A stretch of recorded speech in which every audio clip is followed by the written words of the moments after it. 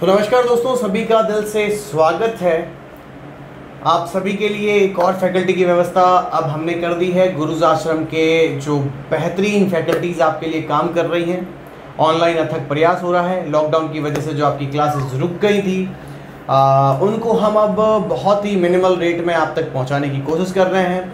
आज हमारे साथ हैं भरत जी गौड़। ये आपको केमिस्ट्री की क्लास लेते हुए दिखेंगे और 11th एंड 12th की ऑनलाइन स्टडी अब जो केमिस्ट्री की है वो इनके हवाले।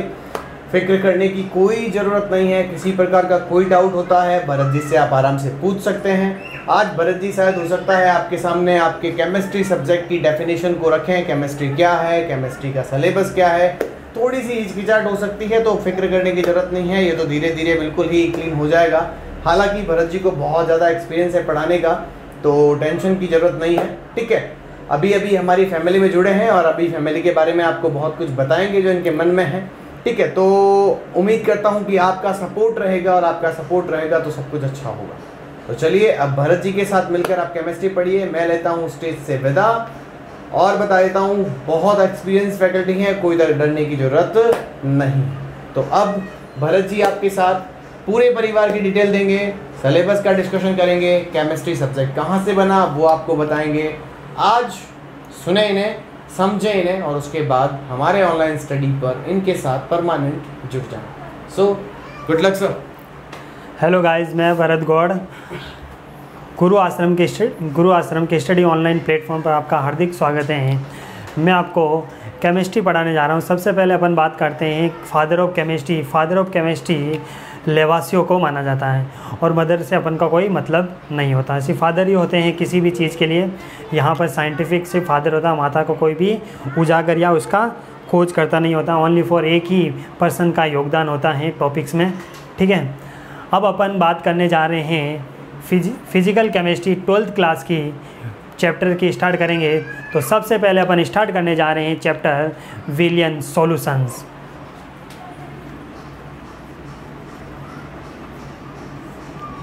विलियन सॉल्यूशन। अब इस चैप्टर में जो अपन बातें करेंगे इस विलियन की, इसमें मेनली अपन वो विलियन पढ़ेंगे ट्रू सॉल्यूशन, वास्तविक विलियन के बारे में अपन पढ़ेंगे। वास्तविक विलियन क्या होता है उसके बारे में बात करेंगे। बट सबसे पहले अपन एक विलियन की डेफिनेशन पढ़ते हैं। क्या होता है विलियन की डेफिनेशन, क्या होती है?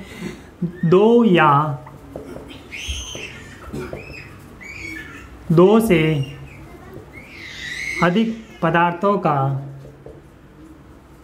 समांगी मिश्रण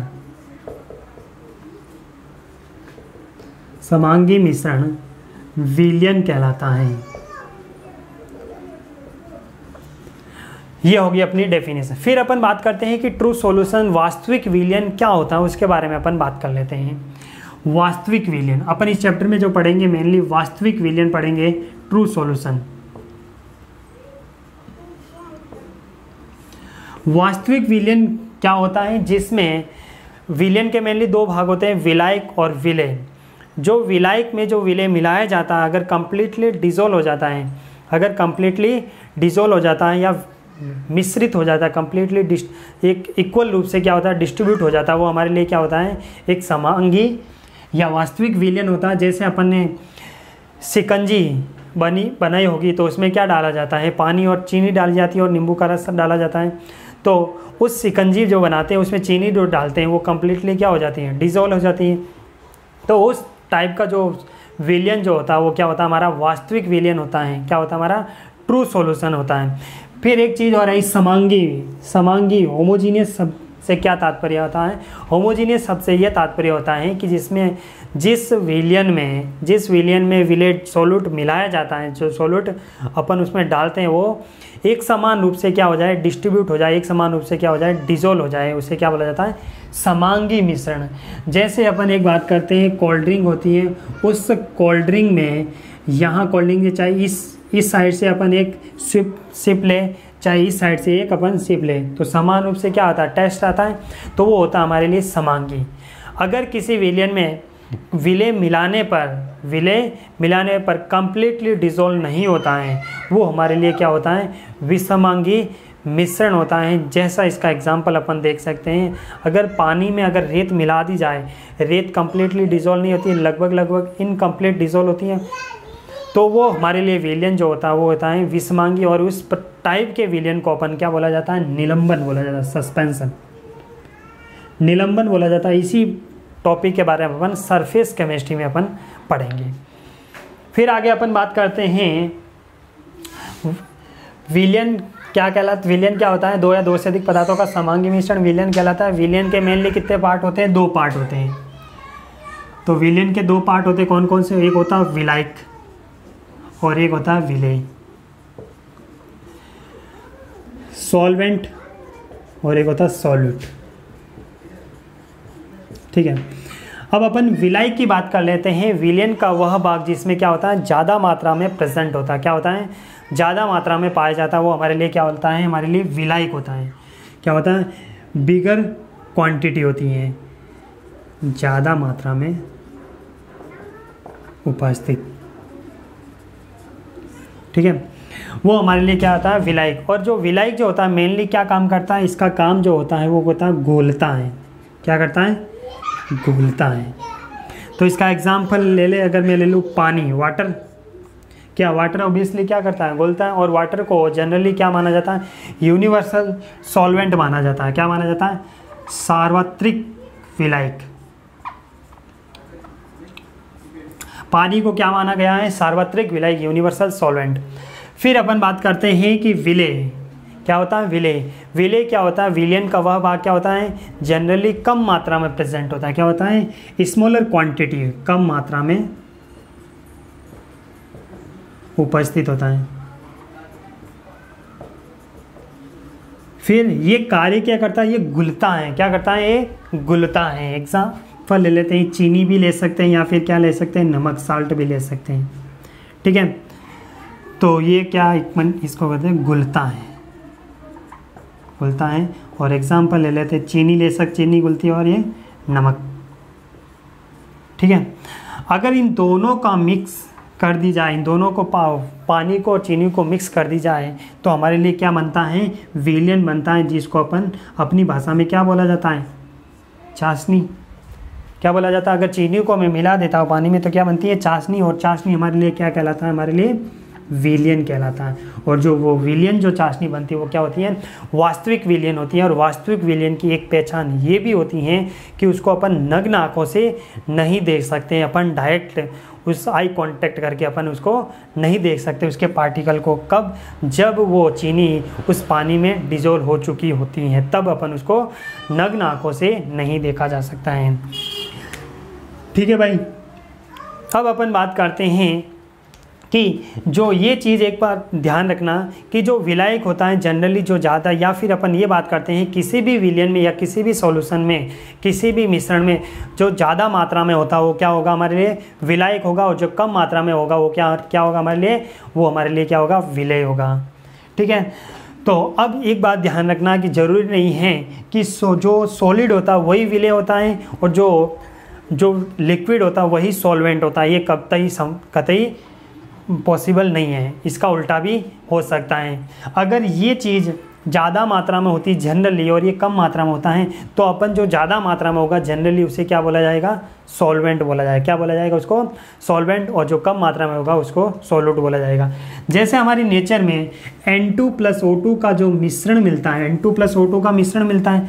अब इसमें ना तो सॉलिड की बात हो रही है, ना ही लिक्विड की बात हो रही है, बट इस हमारी नेचर में N2+O2 का मिश्रण है, वो भी एक तरह का क्या हो गया, एक तरह का मिश्रण है। और उस मिश्रण में विलय किसको मानेंगे और विलेय किसको मानेंगे, क्योंकि हमारे को पता है कि इस नेचर में सबसे ज़्यादा गैस कौन सी है, नाइट्रोजन गैस है। लगभग अप्रोक्सीमेट अपन की गैस मिलती है 78% मिलती है अप्रोक्सीमेट। और ऑक्सीजन कितनी मिलती है अप्रोक्सीमेट 21 मानते हैं। अब इतनी तो है नहीं अब नेचर में, क्योंकि यहाँ पोल्यूशन ज़्यादा होने की वजह से 21 भी नहीं रही है, लगभग 1980 के आसपास रही हैं। तो यहाँ पर ये ज़्यादा मात्रा में प्रेजेंट है, तो हमारे लिए किसका काम करेगा, ये विलायक का काम करेगा। किसका काम करेगा, विलायक का काम करेगा। और ये किसका काम करेगा, ये विलेय का काम करेगा।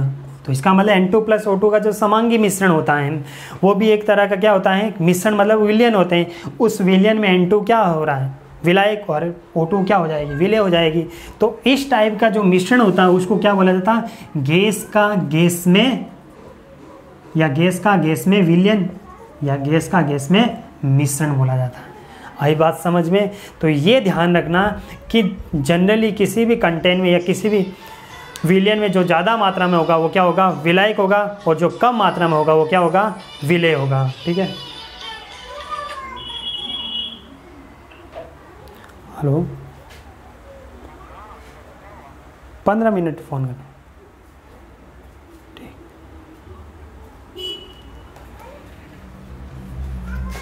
हाँ, तो अब अपन बात कर रहे थे विलायक और विलायक में। ठीक है, तो ये ध्यान रखना कि जो ज़्यादा मात्रा में होगा वो क्या होगा, हमारे लिए विलायक होगा, जो कम मात्रा में होगा वो विलेय होगा। और इस टाइप का जो मिश्रण उनका नाम होगा वो गैस का गैस में मिश्रण, मतलब N2 गैस है, उसी में क्या मिली हुई है, ऑक्सीजन मिली हुई है। तो इस टाइप के जो विलयन या मिश्रण को क्या बोलेंगे, गैस का गैस में मिश्रण। जैसे और बात कर लेते हैं, जैसे अपन आपको बता, आपने कभी एल्कोहल लिया होगा, उस एल्कोहल में साथ में क्या लेते हो आप, वाटर भी लेते हो उसमें, या वाटर मिलाते हो कि नहीं मिलाते हो। तो उस एल्कोहल के विलयन में पानी होता है और क्या होता है, एल्कोहल होता है। अब एल्कोहल और पानी में उस अगले वाले पर डिपेंड करता है कि मैं विलायक किसको रखूँ और विलेय किसको रखूँ। जिसको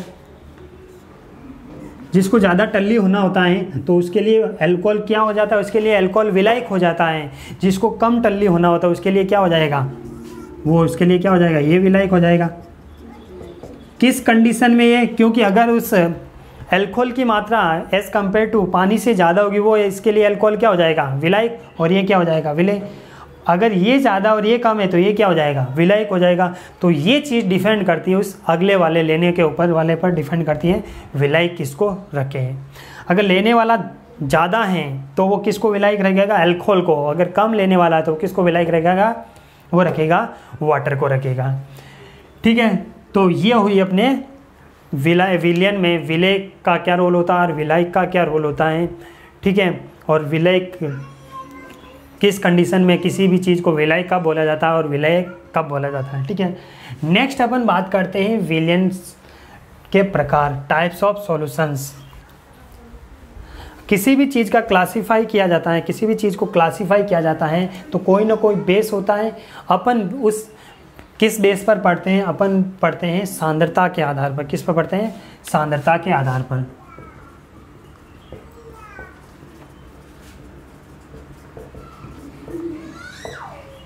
विलयन के प्रकार, सांद्रता के आधार पर विलयन के प्रकार। अपन सांद्रता के आधार पर दो तरह का विलयन पढ़ते हैं। एक तो होता है तनु विलयन, क्या होता है, डाइल्यूट सॉल्यूशन, और सेकंड होता है सांद्र विलयन, क्या होता है, तनु विलयन और सांद्र विलयन। अब अपन बात करते हैं कि तनु विलयन क्या होता है और सांद्र विलयन क्या होता है, उसके बारे में बात करें कि तनु विलयन वो विलयन होता है जिसमें जो सॉल्यूट जो डिज़ोल्व किया जाता है वो बहुत बहुत कम मात्रा में प्रेजेंट होता है सॉल्यूट। तो इस प्रकार का जो विलयन जो होता है वो क्या होता है, तनु विलयन। तो एक सिंपल सी बात बता दें कि अगर मेरे पास 1 लीटर पानी है, 1 लीटर क्या है, पानी है। चलो इसमें बात है,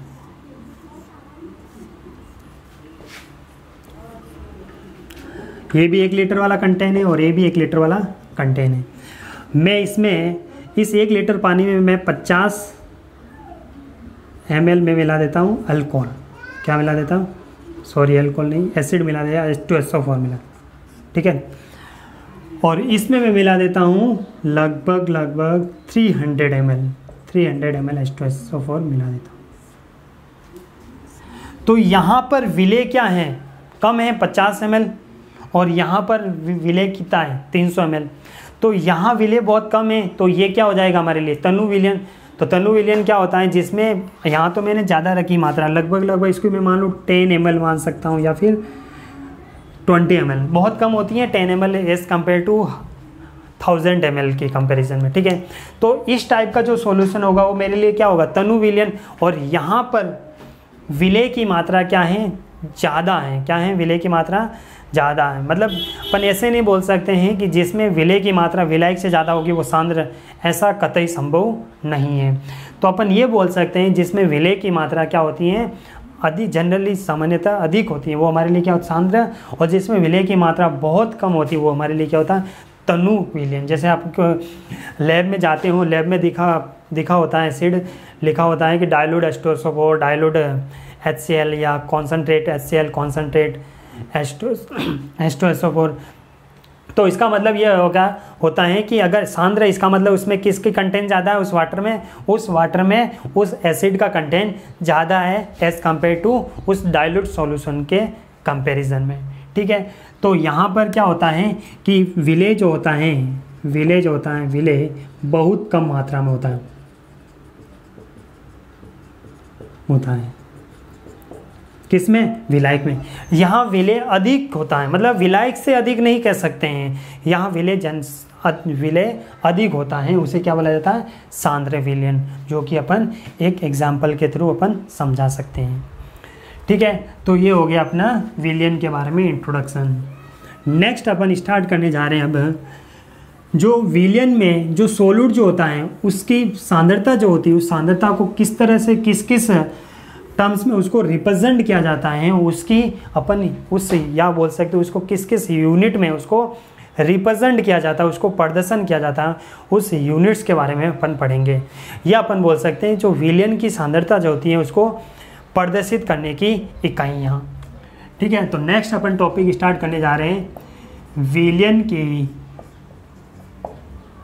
सांद्रता को प्रदर्शित करने की इकाइयाँ। जनरली ये जो टॉपिक है वो जनरली आपने 11th में पढ़ा हुआ होता है, फिर भी अपन एक रिवाइज के तौर पर आपको वापस पढ़ा देते हैं। ठीक है, और नोट करते हुए भी चलना आपको साथ साथ। अब देखो, सबसे पहली बात होती है सांद्रता क्या होती है, सांद्रता क्या होती है उसके बारे में पढ़ते हैं। सांद्रता क्या वर्ड होता है, कॉन्सनट्रेट क्या वर्ड होता है उसके बारे में पढ़ते हैं। सांद्रता क्या होती है कि किसी भी विलयन में या किसी भी विलयन में विलय की मात्रा को, या विलय की कितनी मात्रा, 1 लीटर विलयन में विलय की कितनी मात्रा है, उसी मात्रा को क्या नाम दे दिया गया, सांद्रता।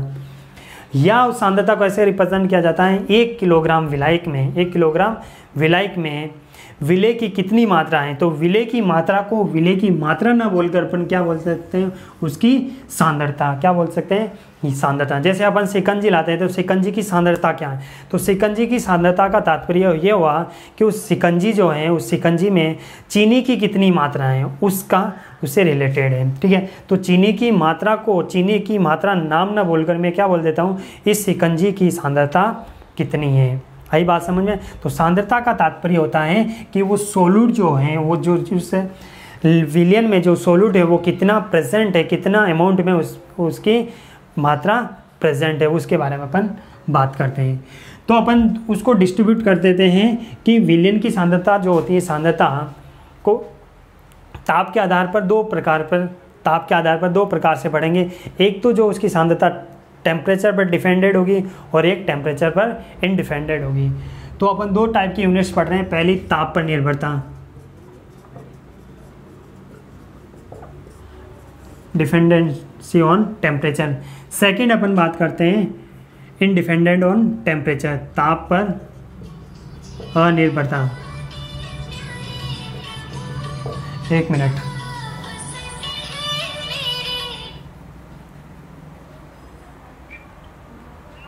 हेलो, हाँ जेपिन दिया गई, ठीक, मैं क्लास में।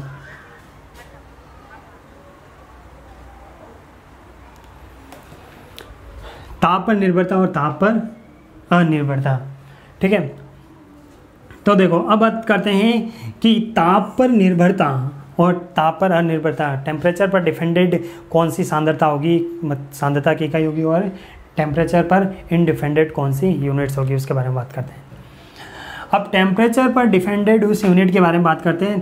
टेम्परेचर पर डिपेंडेंट, तो इसका मतलब जहाँ टेम्परेचर वर्ड, जहाँ निर्भरता आएगा, टेम्परेचर पर निर्भरता वाली यूनिट्स आएगी, इसका मतलब उसमें कौन सा वर्ड मिला होगा अपन को, मिलता होगा आयतन शब्द, वॉल्यूम। कौन सा वर्ड मिलेगा अपन को, आयतन। और जो तापमान पर अनिर्भर होगी उसमें कौन सा अपन को वर्ड मिलेगा, मास, बोले तो द्रव्यमान। क्या मिलेगा, द्रव्यमान। इसको V बोलेंगे, इसको M बोलेंगे, ठीक है। तो इसका मतलब, और ये भी बात फिक्स है कि आयतन जो होता है वो टेम्परेचर पर डिपेंड करता है और द्रव्यमान जो होता है वो टेम्परेचर पर डिपेंड नहीं करता है। जैसे किसी भी चीज़, बोतल है, अगर बोतल को अपन गर्म करेंगे तो उसका वॉल्यूम जो होगा या तो कम होगा, टेम्परेचर पर कुछ ना कुछ इफेक्टिव होगा, टेम्परेचर पर से इफेक्टिव होगा, या तो उसका कम होगा फिर ज़्यादा होगा। अब कोई चीज़ होती है, मास जो होता है वो टेम्परेचर पर डिपेंड नहीं करता है, ठीक है। अब ताप पर निर्भरता पर कौन कौन सी सांद्रता की इकाइयाँ होती है, सबसे पहले अपन बात करते हैं मोलरता। क्या होती है, मोलरता, मोलारिटी। सेकंड बात करते हैं वॉल्यूम बाय वॉल्यूम परसेंटेज, या सेकंड नॉर्मलता की बात कर लेते हैं, नॉर्मलता। और थर्ड अपन बात करेंगे वॉल्यूम बाय वॉल्यूम परसेंटेज, और फोर्थ बात करेंगे ppm, पर पार्ट्स मिलियन। इन चारों यूनिट्स में वॉल्यूम वर्ड आता है, क्या आता है, आयतन शब्द आता है। और आयतन किससे इफेक्टिव होता है, किससे प्रभावित होता है, वो टेम्परेचर से प्रभावित होता है, तो उसमें आयतन पर। फिर इसमें बात करेंगे क्या आएगी, मोललता। क्या आएगा, मोललता। सेकंड जो आएगा इसमें weight by weight percentage. Third जो आएगा मोल फ्रैक्शन। क्या आएगा, मोल प्रवाह, जिसे अपन मोल अंश, मोल फ्रैक्शन कहते हैं। इसको छोटे m से रिप्रेजेंट किया जाता है, ठीक है। ये जो राशियाँ जो होती है, क्वांटिटी, ये जो राशियाँ होती है वो टेम्परेचर पर नॉन डिफेंडेड होती है, और ये जो होती है टेम्परेचर पर डिफेंडेड होती है। फिर अपन बात करते हैं कि अगर मोलरता से इस यूनिट में जाना होता है, तो इस यूनिट से डायरेक्ट इस यूनिट में जाना होता है, तो अपन को एक क्वांटिटी की आवश्यकता होती है। उस क्वांटिटी को क्या बोला जाता है, डेंसिटी। क्या बोला जाता है, डेंसिटी, घनत्व। उस घनत्व के आधार पर अपन इस क्वांटिटी से इस क्वांटिटी में अपन जा सकते हैं। किसके बेस पर, डी, मतलब घनत्व का इस्तेमाल करके, घनत्व को वर्ड को अपन यूज़ करके इस क्वांटिटी से इस क्वांटिटी में जा सकते हैं, ठीक है भैया। अब ये चीज़ अपन को डायरेक्ट कभी कभी एग्जाम में भी पूछा जाता है, ताप की निर्भरता पर राशि कौन सी है, ये भी आपके ऑब्जेक्टिव में, आपको कॉम्पिटिटिव एग्जाम में आपको मिल सकते हैं। अब आगे इसको पूरे कंप्लीट डिटेल से अपन डिस्क्राइब कर रहे हैं। तो सबसे पहले अपन स्टार्ट करने जा रहे हैं मोलरता। क्या वर्ड स्टार्ट करेंगे, मोलरता। तो पहली सांद्रता को अपन डिटेल से पढ़ने जा रहे हैं, मोलरता। तो मोलरता भी क्या, एक तरह की सांद्रता है। क्या होगी, सांद्रता ही होगी। तो कहने का मतलब क्या होगा कि 1 लीटर विलियन में उसकी सांद्रता ना बोल के क्या बोलेंगे कि 1 लीटर विलियन में जो विलय की जो मात्रा है उसकी क्या, मोलरता है। तो स्टार्ट करने जा रहे हैं सबसे पहले यूनिट मोलरता, मोलारिटी। क्या बोला जाता है, मोलारिटी।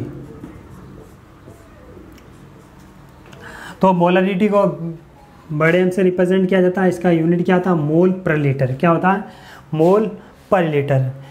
मतलब कि 1 लीटर विलियन में उपस्थित विलय के मोलों की संख्या। तो इसकी डेफिनेशन की बात करूँ, क्या हो गया, 1 लीटर विलियन में उपस्थित विलय के मोलों की संख्या को क्या बोला जाता है, मोलरता। 1 लीटर विलियन में उपस्थित विलय के मोलों की संख्या को क्या बोला जाता है, मोलरता। और अपन जानते हैं मोल को अगर डिस्क्राइब करें तो क्या होता है, वेट अपॉन मोलिकुलर वेट। तो weight upon molecular weight 1/V। और यहाँ पर जो V जो होता है वो आयतन होता है, वो विलियन का आयतन होता है, वो किस में रखा जाएगा, लीटर में। किस में रखा जाएगा, लीटर में। तो विलियन का आयतन किस में रखा जाएगा, लीटर में। और ये W जो होता है वो क्या होता है, विलय का भार, और ये क्या होता है, विलय का अणुभार। आई बात समझ में। अगर मैं इसकी यूनिट्स की बात करता हूँ, यूनिट्स क्या हो जाती है इसकी, मोल प्रति लीटर। क्या हो जाएगी, मोल प्रति लीटर। ठीक है भैया। तो इसकी यूनिट हो जाएगी मोल प्रति लीटर। अब अपन इसके ऊपर कुछ प्रॉब्लम करते हैं, कुछ क्वेश्चंस करते हैं, न्यूमेरिकल क्वेश्चंस करते हैं। इस बेस पर कैसे कैसे किस टाइप के क्वेश्चन आ सकते हैं। तो जैसे एक क्वेश्चन है, अपने एकदम सिंपल सा क्वेश्चन करने जा रहे हैं। 49 ग्राम H2SO4 जल में मिलकर 500 ml विलयन का निर्माण करता है, तो विलयन की मोलरता ज्ञात कीजिए। अब आपके सामने एक क्वेश्चन है कि 49 ग्राम H2SO4 हैं, मेरे पास ये 49 ग्राम H2SO4, इसको मैं जल में मिलाता हूँ। जल में मिलने के बाद ये वाटर है और ये वाटर में क्या मिला रहा हूँ, 49 ग्राम क्या मिला रहा हूँ, H2SO4। अब ये मिलाने के बाद में मेरा वो विलयन जो बनता है वो कितना बनता है, 500 ml मिलता है। तो 500 ml जो विलयन मिलता है मुझे, तो उस विलयन की मुझे क्या निकालनी है, सांद्रता निकालनी है। तो सांद्रता कैसे निकालते हैं, तो फॉर्मूला अपन यूज़ करते हैं मोलरता और weight upon molecular weight into 1/V। अब अपन को W जो होता है, W क्या होता है, सॉल्यूट का वेट, मतलब कि विलय का भार। विलय का भार क्वेश्चन में दे रखा 49 ग्राम, या 49 रख देंगे। अब यहाँ पर इस क्वेश्चन में एक बात ध्यान रखना, जो भी आपको सोल्यूट देगा, ऐसे सोल्यूट देगा, उस एग्जामिनर को भी पता होगा कि जो बालक क्वेश्चन करेगा उस बालक को उसका मोलिकुलर वेट भी उसको क्या होगा, पता होगा। तो इसलिए कभी भी एग्जाम में आपको उसका मोलिकुलर वेट नहीं देता है, और वही सोल्यूट देता है जो जनरली क्या होता है एग्जाम में आते हैं और फेमस जो होते हैं।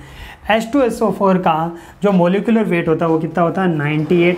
अगर नहीं आता है तो एक बार देख लो, H2SO4 में हाइड्रोजन का कितना एक होता है, तो 1/2 हाइड्रोजन 1/2, और सल्फर का कितना होता है 32, और ऑक्सीजन का 1 ऑक्सीजन का 16 होता है, तो 4 के कितना हो जाएगा 16 × 4।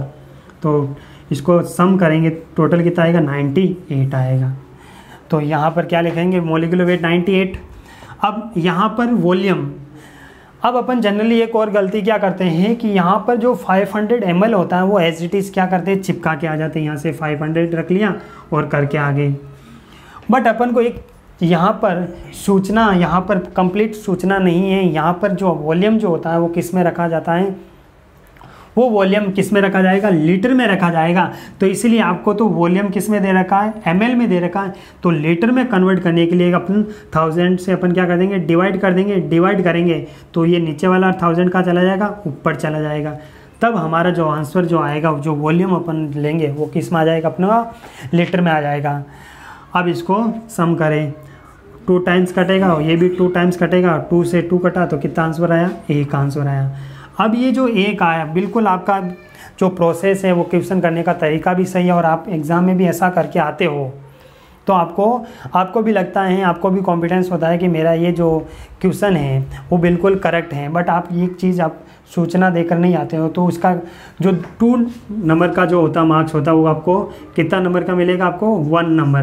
क्यों, क्योंकि यहाँ पर जो 1 के पीछे जो यूनिट्स होती है वो आप नहीं लेके आते हो। एग्जामिनर को क्या पता चलेगा 1 क्या है, मतलब कि मिनट है, सेकंड है, या एम्पेयर है, वोल्टेज है। तो आप ये सूचना नहीं लिख के आते हो तो उसका 50% मार्क कट जाता है। बस एक सूचने के कारण 50% मार्क कट जाता है, और आपको क्या लगता है मेरा क्वेश्चन 100% सही, 100% आपका क्वेश्चन सही है, बट आपने यूनिट नहीं लिखी तो यूनिट के 50% मार्क्स काट सकते हैं। इसलिए यूनिट जो इसकी होती है क्या लिखा होगा, मोल प्रति लीटर। तो जो यहाँ पर 49 ग्राम H2SO4 जल में मिलाया, जल में मिलने के बाद 500 ml जो विलयन बना, उसकी जो सांद्रता है, उसकी जो मोलरता जो होगी वो कितनी मिलेगी, 1 मोल प्रति लीटर। ठीक है, एक और क्वेश्चन कर लेते हैं अपन।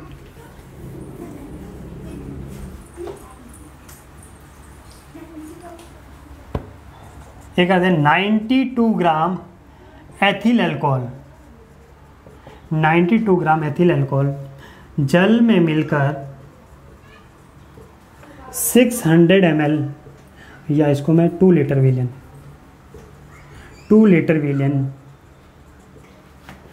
बनाता है। तो विलयन की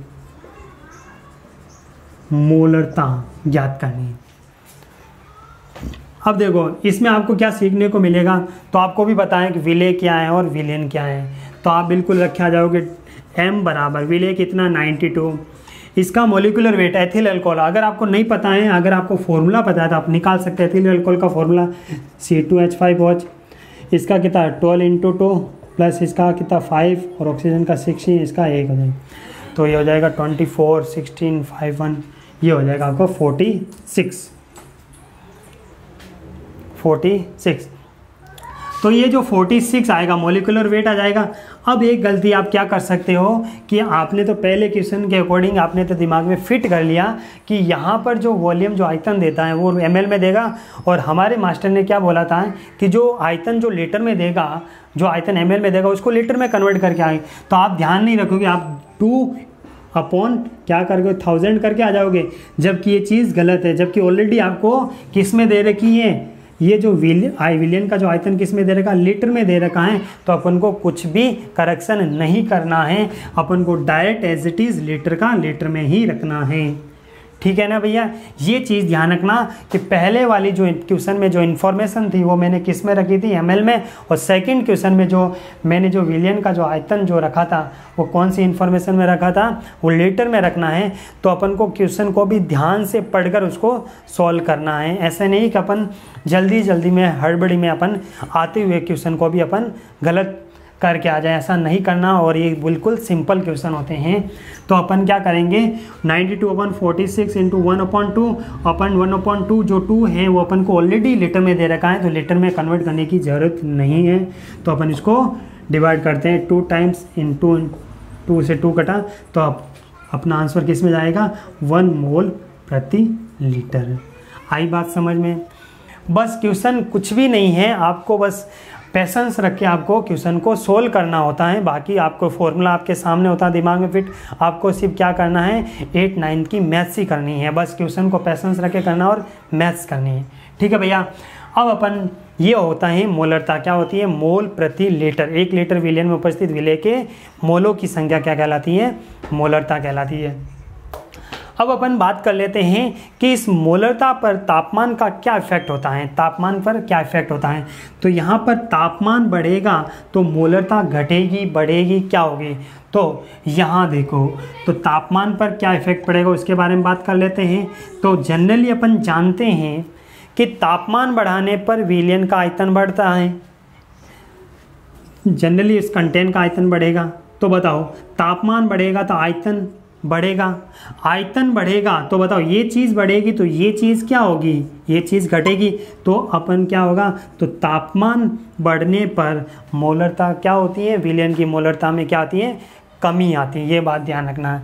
क्यों, क्योंकि तापमान बढ़ेगा तो वॉल्यूम बढ़ेगा, वॉल्यूम बढ़ेगा तो मोलरता क्या होगी, घटेगी। ठीक है भैया, ये होगी अपनी मोलरता।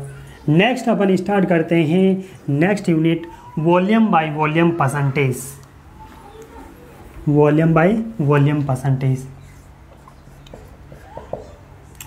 तो वॉल्यूम बाय वॉल्यूम परसेंटेज क्या होता है, देखो परसेंटेज मतलब 100 में से, परसेंटेज का मतलब ये होता है 100 में से। तो इसका मतलब क्या होगा कि किसी भी 100 ml विलयन में सोल्यूट की मात्रा कितनी होती है, वही क्या होती है हमारी वॉल्यूम बाय वॉल्यूम परसेंटेज।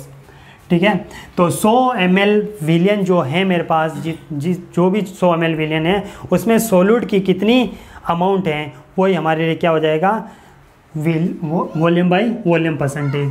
अब इसमें अगर इसके फॉर्मूले की बात करूँ तो क्या हो जाएगा विलय का आयतन अपॉन विलयन का आयतन, नॉट विलायक विलयन, विलयन का आयतन इंटू 100, क्या हो जाएगा इंटू 100। ठीक है। तो इसका मतलब विलय जो होता है वो कितना है, 100 में से कितना विलय होता है, 100% में कितना विलय होता है, वही हमारे लिए क्या होगा वॉल्यूम बाय वॉल्यूम परसेंटेज। फिर अपन बात करते हैं, जैसे एक एग्जांपल के तौर पर समझते हैं। मैं लिखता हूँ कि 20% वॉल्यूम बाय वॉल्यूम H2SO4 का विलयन, 20% वॉल्यूम बाय वॉल्यूम H2SO4 का विलयन। अब इसमें ध्यान रखना कि इसको अपन खोलना सीख रहे हैं 20% वॉल्यूम बाय वॉल्यूम H2SO4 का विलियम। तो अब इसमें अपन देखना चाहते हैं कि इस वॉल्यूम बाय वॉल्यूम परसेंटेज में H2SO4 की मात्रा कितनी है। तो वॉल्यूम बाय वॉल्यूम परसेंटेज 100 में से 100 मतलब 100 ml में से, तो अपन मान ले कि ये मेरे पास कितना ml है, 100 ml विलियन है। कितना ml है H2SO4 का विलियन? 100। तो मुझे पता है 100 में से 20% क्या है मेरे पास, 100 में से 20% क्या होगा H2SO4। तो मैं यह मान लूँ 20 ml मेरे पास क्या होगा H2SO4। और अपन जानते हैं यूनिवर्सल सॉल्वेंट जो होता है वाटर होता है, जो रिमेनिंग जो रहेगा सॉल्वेंट वो कितना रहेगा 80 ml। 80 ml मेरे पास क्या हो जाएगा, जल हो जाएगा। तो इसका मतलब 20% वॉल्यूम बाय वॉल्यूम का मीनिंग्स ये हुआ कि इस 100 ml विलियन में 20 ml मेरे पास H2SO4 है और 80 ml मेरे पास क्या है, वाटर है। आई बात समझ में। अब इसके बेस पर क्वेश्चन कैसे किया जाता है, इसके बेस पर क्वेश्चन भी बनता है जो कि दोनों मोलरता और इस वॉल्यूम बाय वॉल्यूम परसेंटेज का लिंक होता हुआ एक क्वेश्चन करते हैं, ताकि पीछे वाली नॉलेज भी अपन को काम में ले लेंगे, ताकि अपना रिवाइज हो जाएगा। 49 volume by volume 49% volume by volume H2SO4 विलियन की मोलरता ज्ञात कीजिए। तो 49% वॉल्यूम बाय वॉल्यूम H2SO4 विलियन की मोलरता ज्ञात कीजिए। अब आपको ये दिमाग में, अगर आपने मोलर विलियन में 49% परसेंटेज वॉल्यूम बाय वॉल्यूम को आपको खोलना आ जाता है, तो आप उसकी मोलरता यूज कर सकते हैं। मतलब ये क्वेश्चन पीछे वाली नॉलेज को भी यूटिलाइज करके इस क्वेश्चन को अपन सोल्व करेंगे। तो 49 सबसे पहले खोलना सीख रहे हैं, तो हमें पता है कि परसेंटेज 100 में से निकालेंगे। तो इसका मतलब हमारे पास 100 ml का जो विलियन है, उस 100 ml में मेरे पास 49 मेरे पास क्या है, 49 मेरे पास H2SO4 है, और बाकी जो रिमेनिंग है 58 ml मेरे पास क्या है, वाटर है। इन दोनों को मिलने पर 100 ml मेरे पास क्या बनता है, सॉल्यूशन का वॉल्यूम मिलता है। ठीक है। तो अब अपन को इसका मतलब ये क्या हो जाएगा, मेरे लिए विलेय हो जाएगा, और ये मेरे लिए क्या हो जाएगा, विलायक हो जाएगा। ठीक है भैया, ये मेरे लिए विलेय हो जाएगा और ये मेरे लिए क्या हो जाएगा, विलायक हो जाएगा।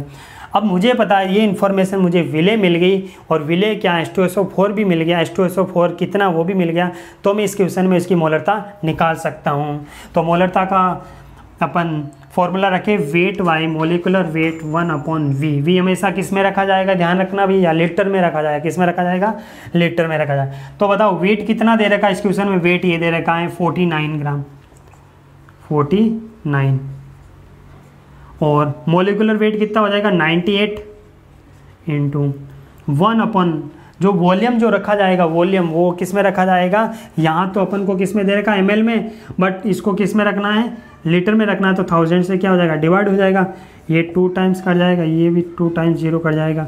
तो इसका जो आंसर आएगा कितना आएगा, 5 मोल प्रति लीटर। इसका जो आंसर आएगा वो क्या आएगा, 5 मोल प्रति लीटर। ये देखो इस क्वेश्चन में अपन ने क्या पीछे वाली नॉलेज का भी यूज़ किया, मतलब मोलरता वाले वर्ड को, मोलरता वाले टॉपिक को भी यूज़ करते हुए दोनों टॉपिक को कवर करते हुए ये क्वेश्चन बनाया, ताकि आपका कंप्लीट पूरा कॉन्सेप्ट क्लियर हो जाएगा। ठीक है दोस्तों, बाकी अपन नेक्स्ट टर्न करेंगे अगली क्लास